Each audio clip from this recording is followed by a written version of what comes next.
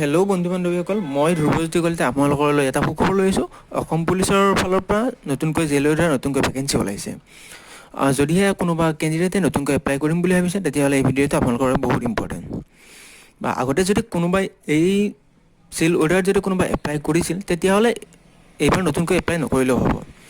নতুনকৈ এইবাৰ total vacancy ওলাইছে 173, আৰু আপোনাৰ এক্সট্ৰাকৈ আছে গাৰ্লছৰ বাবে 38টা পোষ্ট, আনৰিজাৰ্ভৰ বাবে 155, OBCৰ বাবে আছে 5টা পোষ্ট, ST এইচৰ বাবে আছে 8টা পোষ্ট, আৰু STPৰ বাবে আছে 5টা পোষ্ট। আৰু বিশেষকৈ মই আপোনালোকক জনাব বিচাৰিছোঁ যে মেল কেণ্ডিডেটসকলে মেট্ৰিক পাছ হ'ব লাগিব, আৰু যিবোৰ ফিমেল কেণ্ডিডেট আছে তেওঁলোক 8 পাছ হ'ব লাগিব, আৰু ৰিকগনাইজ বৰ্ড বা ইউনিভাৰ্চিটিৰ পৰা হ'ব লাগিব। আৰু আপোনালোকে জানেই হয়তো চাগে বয়সৰ কথাটো। বয়সৰ ফালৰ পৰা ক'ব গ'লে আপোনালোকৰ একদম লোৱেষ্ট হৈছে আপোনাৰ 2020 জানুৱাৰীলৈ আপোনাৰ 18 বছৰ হ'ব লাগিব, আৰু মেক্সিমাম বয়স হ'ব লাগিব আপোনালোকৰ 38 বছৰ। আৰু ইয়াতে এটা নতুনকৈ ইম্পৰ্টেণ্ট নোট আছে যে আপোনালোকে জানিবলগীয়া।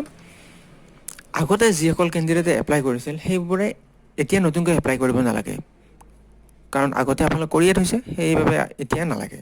কিন্তু নতুনকৈ যিবোৰ কেণ্ডিডেটে এপ্লাই কৰিম বুলি ভাবিছে, তেওঁলোকে অতি সোনকালকৈ গৈ কিনে এই বস্তুত এপ্লাই কৰিব। আৰু আপোনালোকে জানে চাগে ইয়াৰ পে'মেণ্ট স্কেলবোৰ হৈছে আপোনাৰ চেলাৰীৰ 14,000ৰ পৰা 49,000লৈ। চ' বন্ধু বান্ধৱীসকল, আপোনালোকে বেছি সময় নষ্ট নকৰি কম সময়ৰ ভিতৰত যাতে জেইল অৰ্ডাৰলৈ এপ্লাই কৰি দিয়ে। ধন্যবাদ।